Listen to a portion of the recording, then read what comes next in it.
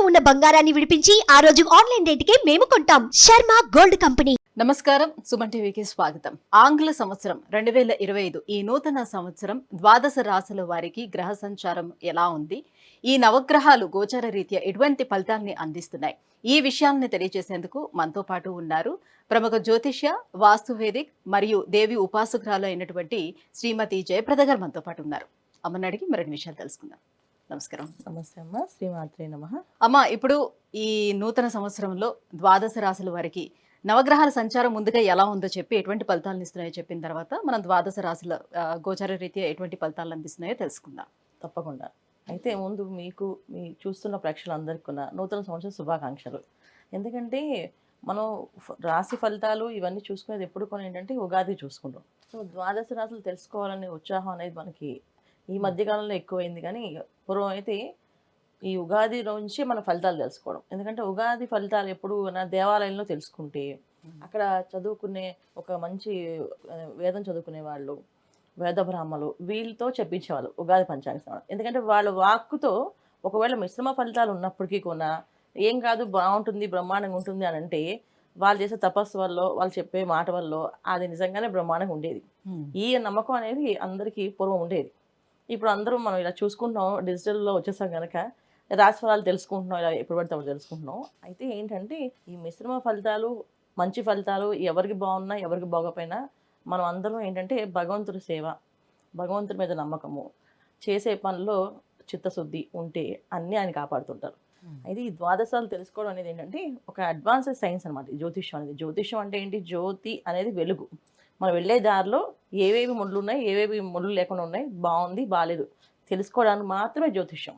అందుకని మనం ఈ జ్యోతిష్యాన్ని చూసుకోవడం అనేది తెలుస్తుంది. అయితే ఇవి వర్ష ఫలితాలు అంటాం. అంటే వర్ష ఫలితాలు అంటే శని భగవానుడు, గురువు, రాహు, కేతు వీళ్ళందరూ సంవత్సరంన్నరకి అలా మారుతారు. గురువు సంవత్సరం మారితే రాహు కేతులు 18 నెలలకి మారుతారు. శని భగవానుడు 2.5 సంవత్సరాలు మారుతారు. సో ఈ రాశులు మారడం అనేది ప్రతి సంవత్సరం ఏంటంటే గురువు ప్రతి సంవత్సరం మారుతారు. అయితే అప్పుడప్పుడు గురువుతో పాటు రాహు, అప్పుడప్పుడు శని భగవాన్ మారుతూ ఉంటారు. అయితే ఈ సంవత్సరం ఏంటి, 3 గ్రహాలు ఒకేసారి మారుతున్నాయి. ఎందుకు నెలల గ్యాప్లో, రోజుల గ్యాప్లో మారుతున్నాయి. సో అందువల్ల ఏంటంటే ఫలితాలు అందరికీ కాస్త మంచి ఫలితాలు, కాస్త మిశ్రమ ఫలితాలు, కొంచెం ఇబ్బంది పెట్టే ఫలితాలు కూడా కనిపిస్తున్నాయి. ఎందుకంటే ఒకేసారి అన్ని గ్రహాలు మారినప్పుడు ఇలాంటి ఇబ్బందులు జరుగుతుంటాయి. సో అదృష్టం తన్నుకొస్తుంది, అలాగే దురదృష్టం తన్నుకొస్తుంది. అలాంటి ఇబ్బందులు ఈ రాశుల వాళ్ళకి ఈ సంవత్సరం అంతా ఉన్నాయి. సో గురువు మనకి మే నుంచి మారుతున్నారు. శని భగవానుడు మార్చి 30 నుంచి మారుతున్నారు.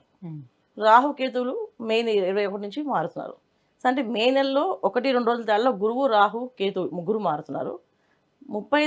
మార్చి 30 నుంచి శని భగవానుడు మారుతున్నాడు. ఇలా మారినప్పుడు ఏమవుతుందంటే ఇక్కడ మళ్ళీ శని భగవానుడు మారుతూ ఎవరితో ఉంటున్నాడంటే శని ప్లస్ రాహు కలిసి ఉంటున్నారు ఒకే రాశిలో.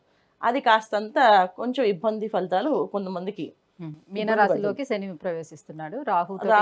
శని భగవానుడికి రాహు ఎక్కడైతే మీనరాశి ఉన్నాడో శని భగవాన్ వెళ్ళి దాంట్లో ప్రవేశిస్తున్నారు. మేము అంటే మార్చి 30 నుంచి అంటే ఒక నెల రోజుల పాటు శని రాహులు కలిసి ఉంటున్నారు. అదొక కొంచెం గోచారంలో కాస్తంత ఇబ్బంది. తర్వాత రాహు మారుతాడు, మళ్ళీ కుంభంలోకి వెళ్తాడు. ఒక నెల రోజులే, మే రోజు రాహు మారుతున్నాడు, మార్చిలో శని భగవాన్ మారుతున్నాడు. ఈ మార్చి 30 అంటే ఏంటి, ఇక్కడ మనకి 3 నెలల రోజులు, ఏప్రిల్ నుంచి మళ్ళీ మే, అంత పెద్దగా ఉండదు. కాకపోతే ఆ ఉన్న 2 పాపగ్రహాలు ఒకే స్థానంలో ఉండడం వల్ల కాస్తంత ఒక ఊపు ఊపితే అందరినీ కాస్త ఇబ్బంది పడతాయి. కొంతమందిని కష్టపడితే కొంతమందిని మంచి రంగంలోకి లాక్కి వెళ్తాయి. ఇలాంటి సిచ్యువేషన్ జరుగుతుంటే వాళ్ళ జాతకంలో వాళ్ళ జాతక చక్రంలో దశ అంతర్దశలు యోగిస్తున్నాయి. అంటే ఇవి 2 కలవడం వల్ల మంచి ఫలితాలు, యోగించట్లేదు ఈ 2 కలవడం వల్ల చెడు ఫలితాలు ఇవి కనిపిస్తున్నాయి అన్నమాట. అది సో మనం చూసుకోవాల్సింది ఏంటంటే ఏ రాశి వాళ్ళు ఏం పరిహారాలు చేసుకోవాలో తెలుసుకుందాం. అమ్మ, ఈ 2025 ఆంగ్ల సంవత్సరం తులారాశి వారికి ఎలా ఉండబోతుంది? తప్పకుండా తులారాశి వాళ్ళకి మంచి ఫలితాలే అనిపించుకోవచ్చు. ఎందుకంటే జనవరి నుంచి వీళ్ళకి బాగుంది, చాలా చక్కగా అన్ని పనులు చక్కచక్క అయ్యే అవకాశాలు ఎక్కువగా ఉన్నాయి. ఎందుకంటే వీళ్ళకి రాహు 6వ స్థానంలో ఉండడం వల్ల ఏదో ఒక ఎన్ని కష్టాలు ఉన్నాయి, ఎన్ని ఇబ్బందులు ఉన్నాయి, ఆ టైంకి డబ్బులు రావడము, ఆ టైంకి ఆ పని అయిపోవడము, ఆ టైంకి ఆ మాట నిలబెట్టుకోవడము ఏవో జరుగుతుంటాయి. సో ఏదో ఒక మాయ చేసి బయటకు వచ్చేస్తుంటారు వీళ్ళు. సో గత సంవత్సరం నుంచి అదే ఫలితాలు వీళ్ళకి ఉన్నప్పటికీ కూడా మధ్యలో గురువు, శని భగవానుడు వాళ్ళకి వస్తుంది ఇబ్బందులు.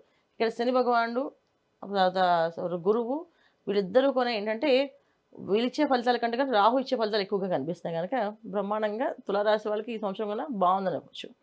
తర్వాత ఈ మే నుంచి రాహు మారుతున్నాడు, గురుబలం పెరుగుతుంది వీళ్ళకి. సో గురువు భాగ్యస్థానంలోకి వెళ్తున్నాడు. సో భాగ్యస్థానంలో గురువు ఖచ్చితంగా మంచి ఫలితాలే, సత్ఫలితాలే వస్తాయి. సో ఈ సంవత్సరం అంతా చూసుకుంటే తులారాశి వాళ్ళకి ఆర్థిక అభివృద్ధి, ఉద్యోగంలో ప్రమోషన్లు రావడం, వ్యాపార అభివృద్ధి ఉంది, సంతాన యోగం ఉంది, సంతాన భాగ్యం ఉంది, దీర్ఘకాల వ్యాధులకి ఎవరైతే బాధపడుతున్నారో దాని నుంచి విముక్తి ఉంది. సో విముక్తి అంటే దానికి మందు దొరకడం కానీ, దానివల్ల బయటపడడం కానీ, ఆ రోగం మాయమవడం కానీ ఇవి జరుగుతాయి. ఇవి మంచి మంచి ఫలితాలే కనిపిస్తున్నాయి. తులారాశి వాళ్ళకి ఈ సంవత్సరం అంతా కొంచెం మంచి ఫలితాలే అనిపిస్తున్నాయి. ఎప్పుడు దాకంటే మళ్ళీ వీళ్ళకి రాహు ప్లస్ శని భగవానుడు ఇద్దరు కలిసినప్పుడు మాత్రం కాస్తంత ఇబ్బందులు ఉన్నాయి. ఎప్పుడంటే మార్చి 30 నుంచి ఎప్పుడైతే శని రాహు కలుస్తారో అప్పుడు కాస్తంత కొంచెం ఆ ఒక్క నెల కాస్త తర్వాత రాహు 5వ స్థానానికి వెళ్ళిపోయి శని 6వ స్థానం ఉన్నారు. కానీ అప్పటికి కూడా ఆ 6వ స్థానంలో శని భగవాన్ కంటే 5వ స్థానంలో రాహు మళ్ళీ ఇబ్బంది పెడతారు. ఇప్పుడు దాకా లాభం చేసే రాహువే ఇబ్బంది పెట్టే అవకాశం ఉంటుంది. ఏంటంటే తులారాశి వాళ్ళకి సంతానం విషయంలో కాస్తంత ఇబ్బందులు, సంతానానికి అంటే వివాహాలు అయ్యే అవకాశాలు ఉంటే వివాహాలు ఆలస్యం అవడం కానీ, వివాహాలు అవ్వకపోవడం కానీ అవి జరుగుతాయి. మిగతా అన్ని విషయాలు బాగుంటాయి. సో వివాహ ప్రయత్నాలు ఎవరైతే ప్రయత్నం చేస్తున్నారో వాళ్ళు మేలోపు వివాహం పూర్తి చేసుకోవాలి. సో వివాహం చేయడం కానీ, వివాహం జరిపించుకోవడం కానీ చేసేసుకోవాలి మేలోపు. మే తర్వాత ఆ కాస్త ఆలస్యం, అడ్డంకులు జరుగుతుంటాయి. ఎటువంటి సమస్యలు వచ్చినా మనం గురువు 9th హౌస్లో ఉన్నారు కనుక కాస్త భగవంతుడి నామస్మరణ, క్షేత్ర దర్శనం చేసుకుంటూ ఉంటే మంచి ఫలితాలు వస్తాయి. ఇది తులారాశి వాళ్ళు ఈ సంవత్సరం తీసుకోవాల్సిన జాగ్రత్తలు ఏంటంటే మెయిన్ అన్నిటికంటే వాళ్ళు మాట్లాడే విషయాల్లో ఒక మాట తూలాడకుండా జాగ్రత్తగా ఉండడం. అంటే ఎదుటి వాళ్ళని క్రిస్టైజ్ చేయడం, అంటే వాళ్ళని బాధపడడం, వాళ్ళు బాధపడేట్టు మాట్లాడడం, వాళ్ళని కాస్తంత ఏడిపించడం, హేళన చేయడం, ఇలాంటి పనులు చేయకుండా ఉంటే చాలు వీళ్ళు. ఎందుకంటే చేస్తే 6వ స్థానంలో శని భగవానుడు, 5వ స్థానంలో రాహువు, శని రాహులు ఇద్దరు కూడా కాస్త ఇబ్బంది పెడతారు. వాళ్ళ నుంచి ఇబ్బంది రాకుండా ఉండాలంటే మనం చేయాల్సిన పని ఇది. ఇంకా ఎటువంటి పరిహారాలను పాటించుకోవాలి? మీరు అన్నట్టుగా ఏ దేవుణ్ణి ఆరాధన చేస్తే సక్రమంగా వెళ్ళే అవకాశం ఉంటుంది? తప్పకుండా ప్రతి శుక్రవారం లక్ష్మీ నరసింహస్వామి ఆరాధన. సో లక్ష్మీ నరసింహస్వామి గుడికి వెళ్ళడము, అక్కడ స్వామివారి దగ్గర అర్చన, అభిషేకం చేయించుకోవడం, ఇవి చేసుకుంటూ ఉంటే బాగుంటుంది. ప్రతి శుక్రవారం లక్ష్మీ నరసింహస్వామి దర్శనం చేసుకోవడం, పూజ చేయడం, ఇవి చాలా బాగుంటుంది. తర్వాత అహోబిల మఠం కానీ, తర్వాత అహోబిల క్షేత్రానికి కానీ, నరసింహస్వామి క్షేత్రాలు, సింహాచలం కానీ, యాదగిరిగుట్ట కానీ, ఎక్కడ ఎవరెవరికి ఏ దగ్గర ఉంటే అక్కడికి ప్రతి నెల క్షేత్రానికి వెళ్ళాం. ప్రతి పౌర్ణమికి ఇలా వెళ్తూ ఉంటే వీళ్ళకుండే ఏవైనా సమస్యలు, ఆర్థికపరమైన ఇబ్బందులు కానీ, ఉద్యోగ విషయంలో ఇబ్బందులు కానీ, ఏ ఆటంకాలు ఉన్నా సరే ఆటంకాలు తొలగిపోతుంటాయి. సంవత్సరంతో వీళ్ళు చేయాల్సిన పరిహారం ఏంటంటే ఏదో క్షేత్రానికి పౌర్ణమి రోజు వెళ్ళడం, లక్ష్మీ నరసింహస్వామి క్షేత్రాలకి అన్ని కూడా.